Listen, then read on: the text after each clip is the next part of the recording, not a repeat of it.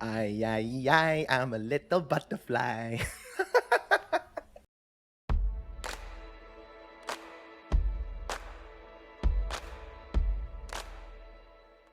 Hey guys, welcome to another video brought to you by Salad Ventures, and in today's episode we are very excited to dive into the world of Monsterra. Yes, the butterfly in question, leading us to the main focus of the story, which is about the great tree. And this tree in Monsterra was responsible for dropping 5 saplings that ultimately emerged into the 5 races, the 5 different species that make up Monsterra. However, despite living in peace for a very long duration, one of the species, known as the Chaos race, went to steal the great energy source from the tree, thus plunging Monsterra into chaos. Now, humans and Mongens, which are the names of all the creatures that you will be alliancing with, they come together in a bid for world dominance.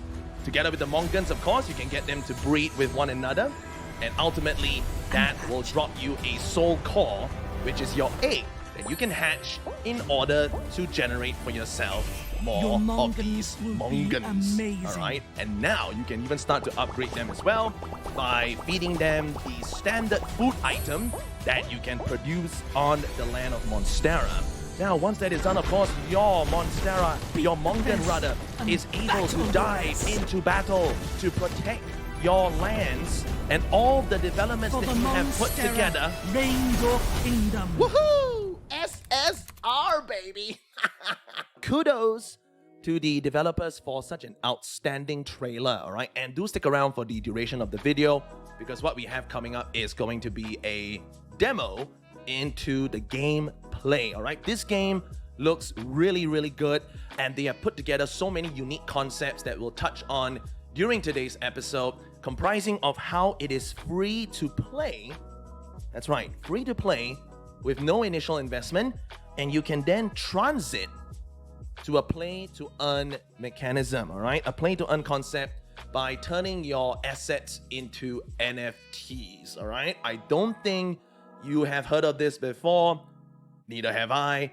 This is very exciting because it is going to reach a very wide audience, Monsterra. Now, it's coming to you, of course, on both the BSC and the Terra networks, all right? And as you can see here by the description, and of course later on during the demo, it is very inspired by the Clash of Clans gameplay, what you have gotten a glimpse of in the previous video, where you build your properties, you start farming, you raise your magical creatures called Mongens, and then you can then set off to battle and raid other player lands as well. All right, they talk about the model here, of course, which is again so interesting in regards to the free to play to earn game mechanics, how it transits there, and so many other unique features that they have talked about as well. Don't forget to check out the white paper because they go into full detail there, and the links, as always, that you will need will be posted in our description below. Now, in the interest of time, I'm not going to go into this so quickly. I just want to grab your attention about why you should be excited about Monsterra. Right, so of course you have your different races, your different species of Mongens, if you will. So what we have here is the standard 5 with the Tectos, the Mystic, and the Beast that is going to be launched first. The Celeste and the Chaos, which I'm assuming the stronger classes, will be revealed later on. And of course, as mentioned during my trailer introduction earlier, the Chaos Mongens are believed to be from the underworld, are in fact responsible for why the world is plunged into chaos. Alright, so the Mongens were all living in peace. Alright, they were around the tree, they were having parties every day, life was fine. One Chaos decided to steal the power, alright? And that just got everybody really mad. If you want a good comparison, think about Wakanda, alright? If you recall, Black Panther, they had all those different tribes, and they were all living in peace.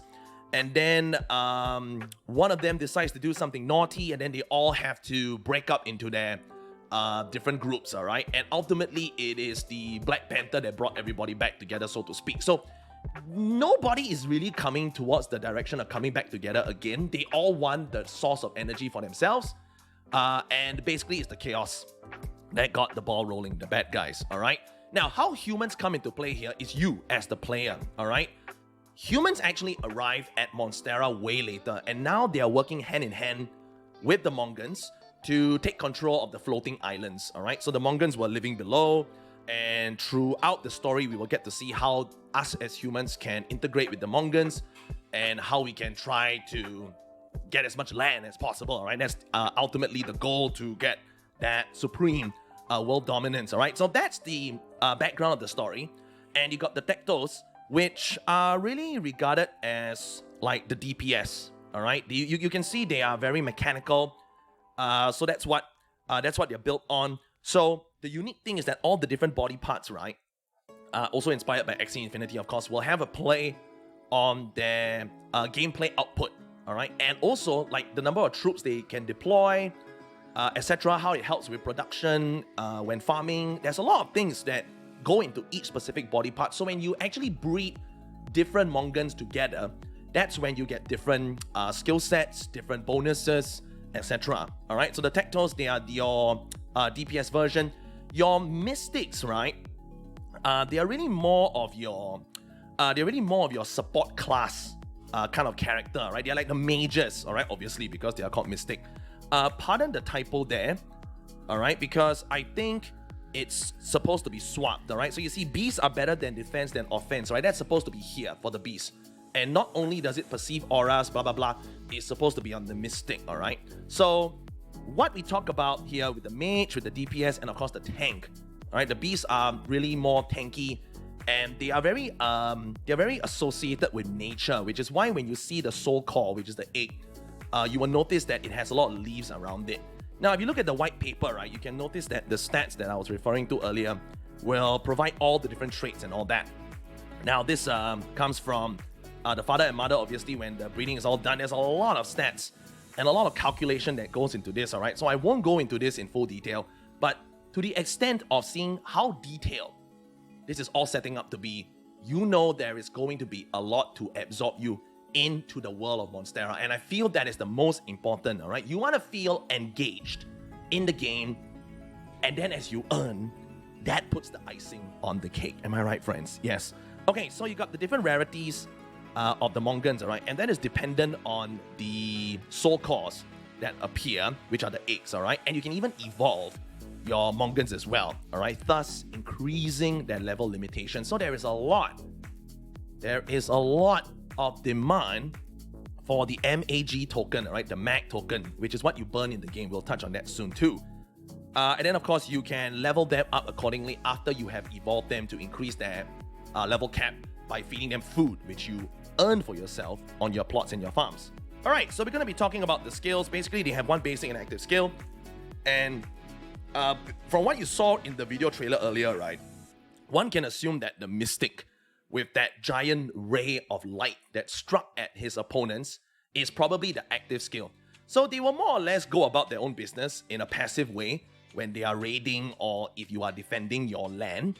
And there are certain active skills that you can activate. And of course, the rarer your Mongen, the better the skill is, okay? That is pretty straightforward. And now for the races, again, that we touched on earlier, this is the basic construct, all right? So Beast is very effective against Mystic, all right? And okay, you can see that it kind of goes around here, right? So I'm just trying to make sense of it. It seems like the arrow direction should be Beast beating Mystic, Mystic beating Tectos, and Tectos beating Beast, all right? That's what I'm going to pin it on. I could be mistaken, all right? But like I said, friends, thank you so much for joining us for this episode. We are here to learn as much with you. So if you know anything and you want to educate the community and even myself included, feel free to drop in some comments, or you can even look me up on the Discord. Captain Aqua, of course, here with you. And I will be sitting pretty in the Monsterra.io Discord for sure as I continue to gain that knowledge for myself. Yeah, so we talked about this earlier. Beast, Tectos, and the Mystic and the Celeste and the Chaos will arrive much later. This is the Soulcore part, all right? The eggs that we were talking about. You can see that for the different rarities: common, uncommon, rare, epic, and legendary. This top row belongs to the Mystic. Right below here, you have those that belong to the Beast, and below here, you have the Tectos, all right? So they can be easily identified by their color. So blue, green, and yellow, yellowy orange for the tactiles. But when you actually see the background of the demo gameplay later for a specific Mongen, right, you will notice that it has a different color as well. And that is pertaining to the rarity. Right, I'm gonna go out on a limb and say purple is epic. We will see that later. And legendary could be gold. Or legendary could be purple, and epic could be something else. Because I think we might see a fair amount of purple Mongens later on in the demo gameplay. Now, here comes the other part, right? So after you get them, you can evolve them. Evolve them with certain items that you need to earn for yourself with certain steps, and thus increasing their level. Alright? And on top of that, there is still a skill stone asset that you can give to your Mongen so that it can improve the basic skill. Alright? Improve a basic skill. And even improve the active skill as well if you use the premium, I'm assuming it's ruined. Alright, ruined stone and premium, runed, silly me, right? Ruined. Rune stone, yada yada, and increase their ability in battle. Alright, and how this translates to the body parts, right, is that you will see that for the head and for the eyes, they determine the skill set. And then for the horns, the tail, and the back, they talk about the troops that can be deployed with that specific Mongen, alright? So what I'm gonna say is that when you drop a Mongen into battle, it has 3 slots of support with troops. So they will each have their own basic skills and active skills as well. So when you go off on the raid and you have them all deployed from the barracks, for example, right? They are going to have troops that support them. That is how the skill stone actually comes into play. So you can see just for the Monsterra ecosystem on the Mongens itself, there is so much detail to talk about. All right, I'm going to talk about one last thing before I go into the demo, right? Because the demo will show you a lot more. And I just want to touch on very quickly, okay? The Monsterra token, MSTR, is the primary token. All right, this has to be purchased, all right? And you can use this to interact with the metaverse. The MAG token, all right, is the secondary token, and this is what you use to burn, all right? And you can earn this through your quest completion, through raiding, through game activities, and you will be burning a lot of this, all right? So it is all set up very nicely, and I think the way that they will capture the gamer's attention, all right, to so many details is what's gonna make this game really, really shoot for the moon, all right? So you got all these other details as well in the white paper for those of you who are more into the tokenomics. So please check out the white paper, link is in the description below. And yeah, we will not talk about this because we will see it on the demo. All right, but basically you can feed them, you can breed them, you can evolve them, you can even fuse the Mongens together, develop your lands, produce food, defend your lands from raiders, and raid other people as well. Now, the fun thing about this, right, is that I'm just going to touch on the purchasing of the NFTs. It's actually not here that I wanted to highlight. Yes, the play flow, all right? So this transition, right, where you can actually get your Mongen from a free-to-play concept, you can then convert it into an NFT.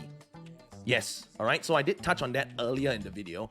You can convert them into an NFT once you are ready to make that transition from free-to-play to play-to-earn, all right? So this is what makes this game so unique, so special, because they're going to get a very wide audience, and for those that want to slowly ease their way into the blockchain gaming scene, all right? They do talk about it here in the unprecedented breeding mechanisms and also all the selling propositions that they have. And then ultimately, this is what you are looking forward to, all right? Because you can actually transit from play for fun to play to earn. All right, so let's dive into the demo gameplay right now. And you can see that this is a plot that the player owns with all the different game assets that are now being placed down. All right, you can see that it's all very neatly constructed. You know, I'm such a big fan of this because I can get a little bit OCD when it comes to placement of assets in games. And nothing beats a grid setup, all right? Because everything can go into order. I'm a little bit peeved by the player, sorry, because he left a couple of squares there empty. For me, I'm going to be filling those out to perfection. But I think there are some assets that you can deploy that are single grid, all right? So you can still fill those up, all right? Now, he's actually showing you how he starts a new land, all right? You got to get the land core down, all right? That's the primary bit there that he placed with the big purple gem. And then you get to put down all these different hatcheries as well. Now, the hatchery is actually what houses the Soulcores. All right, so the eggs go into the hatchery after the breeding is done. All right, and you can speed up the hatching as well. You will know immediately the rarity of your Soulcore the moment the breeding has been concluded with the two Mongens that you have linked up. All right, the moment you see the Soulcore, you will already be aware of the rarity of the Mongen that you're gonna get. All right, so he's just gonna be setting up here all the way to 68. You can see there is habitat. Now, I think the habitat is a great place to house your Mongens, all right? And they will, in fact, be able to gain evolution points as well. I could be mistaken, but if they stay in your inventory, right, they will not gain those points. And then, of course, you can evolve them by using the in-game tokens and assets to speed up the process. But ultimately, if you are just starting out, right, you want to have the habitat so you can house them there and gain some of that free energy. You notice that he also put down some food farms. All right, so that's the land core, all right?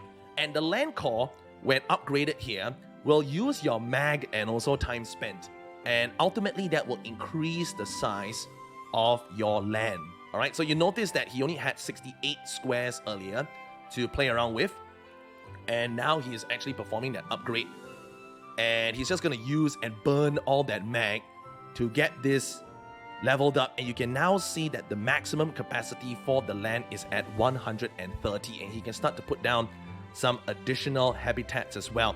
Now, what is clear to all of us is that all these different habitats will house different Mongens, different species of Mongens, all right? So you can only assume that the mechanical one that he's deploying right now is going to be for the Tectos. The more mystical habitat will be for the mystics, and the more naturistic looking habitats will be for the beasts.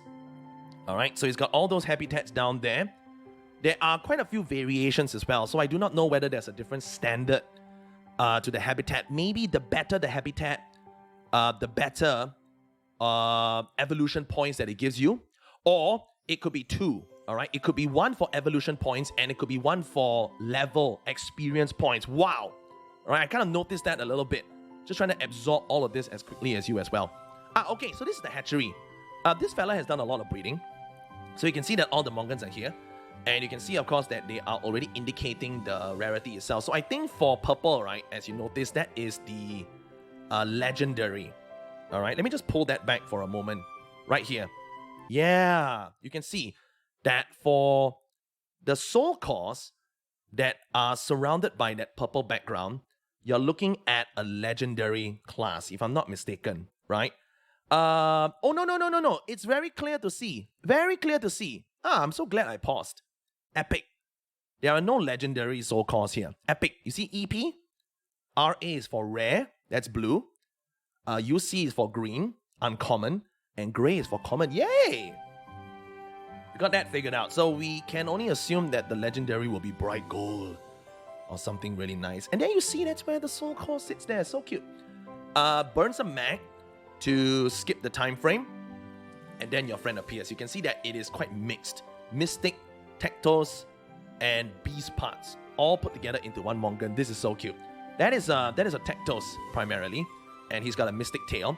He's gonna hatch a Beast. Ta-da! And this, by the way, was the epic beast. Yes, you can see he's got Tectos horns. He's got a mystic. He's got a mystic face. I'm assuming that is mystic. That cannot be Celeste. Mystic tail.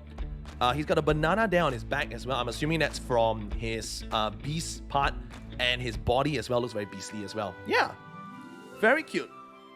Very cute. That was a rare. Oh, the rare one looks really good, by the way.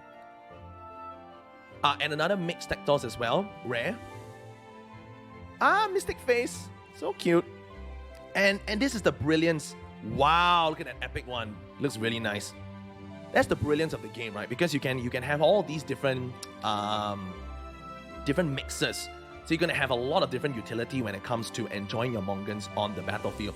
So you can see right now, yes, that was in fact the habitat for our beasts, right?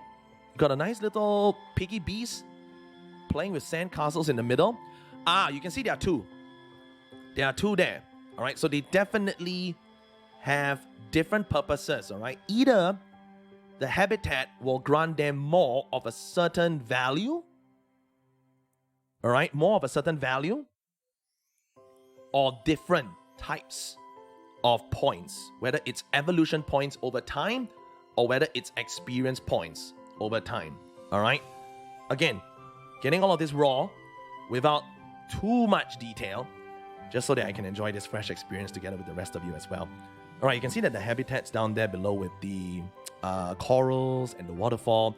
That's the mystics for me, all right? They're very water-based. So Captain Aqua already knows the type of Mongen that he is going to enjoy when we get this game up onto the testnet. And yes, those are the mystics that are being deployed right now.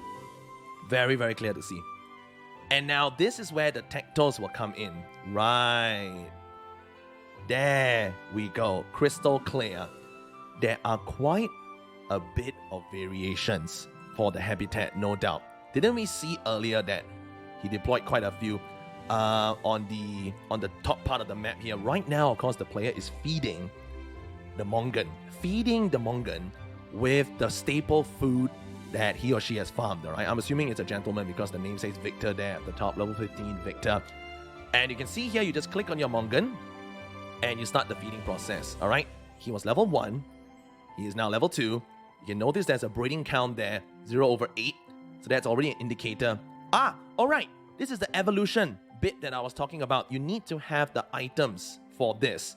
And this fella is going to get his maximum level increase to 20. That is awesome. All right, so same thing. He's trying to have a go with this other Mongen as well. He doesn't have enough evolution items, obviously, so it only went up to 600. Over 2,000 there. All right, so clearly evolution items are going to be pretty hard to gain because you're increasing that level, obviously. He is now showing us the breeding concept. Yes, breeding concept when it comes to the Mongens, all right? So you can see that they come together and the total amount of breeding time here is 2 days and 2 hours, all right? Not bad. And he straight away burns his mag in order to get... What is that? That's got to be an epic Soulcore at least, all right? Because the more stuff it has on it, all right? And for this one, right, he's still selecting them. So he's mixing it up here, clearly.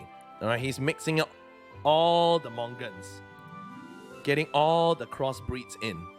All right, he's going to skip that one, and you get to see, I think that's probably an uncommon. This is a common, definitely. So straight away, you will be able to tell the rarity of the Soulcore that you have managed to pick up, and then it will go straight into your inventory, right? You can see here, of course, that he has the Mongens there. He's got different land assets in his inventory as well. And let's see what he's going to do right now. He is, in fact, going to send the epic... Oh, there you go. This is the conversion of the NFT portion that I was mentioning earlier. Remember, the free-to-play concept translates into the play-to-earn. Right. So, you know what this means. He is, in fact, converting the rarer Mongens into actual NFTs. Wow. That's brilliant. So that way, you will really get to polish your pool of assets to that premium extent. Alright, I'm not sure whether he is done with the game demo itself. We have actually gone over to the staking portion. Alright, and of course, this will allow you to stake your Monsterra token and ultimately give you more rewards. We will, of course, check in regards to what is going to be gained. I'm assuming that you will be gaining more Monsterra tokens as well. Either that or you'll be picking up the mag. Alright, so this is the basic staple when it comes to your play-to-earn games. Let me just see whether I caught that for a moment. Okay. So I'm assuming that you're just going to get more Monsterra. All right, so that is fabulous. You're going to get a lot early on.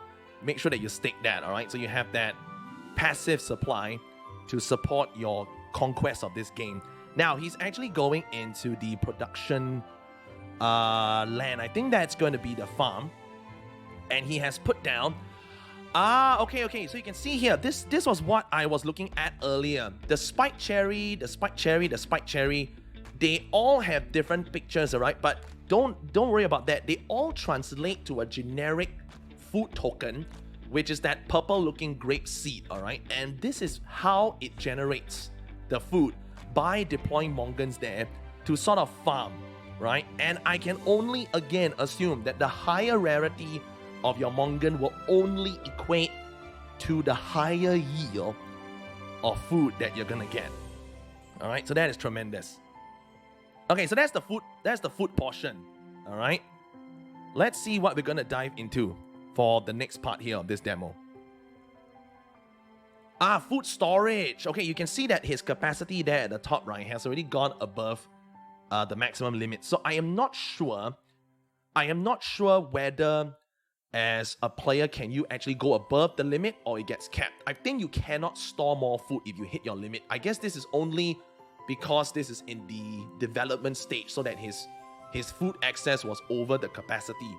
All right, so you got the farms, you got the farm storage, you got the habitat for them to gain points, whether experience or evolution points. You got the breeding plot of land as well, where they can come together to make Soulcores, which are the eggs, and the Soulcores go into the hatchery, where you can hatch your Mongens. Isn't that so cute? Look at that Tactos. He's using his head to farm the food, all right? You don't have to go to that extent, buddy. He's working very hard for Victor, without a doubt, yes. And then you have your daily quests. Oh, look at that. The evolution potions that we were talking about earlier. So we do have different pastures. Yes. Okay, so production manager again. He is... There you go. He's producing the food. Here's another thing. The more Mongens you add to the production facility, the shorter amount of time it will take for you to complete that specific yield. So there you have it, a brief look into the demo gameplay. We really hope that you guys enjoyed that as we get ready to dive into the world of Monsterra. Again, with such a unique free-to-play to earn concept, with all these different features coming up in the very near future as well. The adventure, of course, the battle mode we didn't really get to touch on too much apart from the trailer that you saw at the beginning, will allow you to raid PvE AI lands, and then you can even work together possibly with other players to go and clear the bosses that are lurking around your land so that you can expand your land. And then of course you can go for your raids where you attack other people's land to rob their resources. And of course there is also the arena, perhaps without the land element. So it's just going to be Mongen versus Mongen coming together to duke it out in style. As you can see, there is so much being built around this huge concept. Again, brought to you by Monsterra and followed very eagerly by Salad Ventures. Do check out the links below so you can get on their necessary socials. And what we have coming up to look forward to is a private testnet experience, all right? So I'm hoping that we're going to get the chance to enjoy that, and I cannot wait to come back to you with that video experience. For now, this is Captain Aqua signing off. Thank you for tuning in to another episode brought to you by Salad Ventures as we play to earn together. Bye-bye.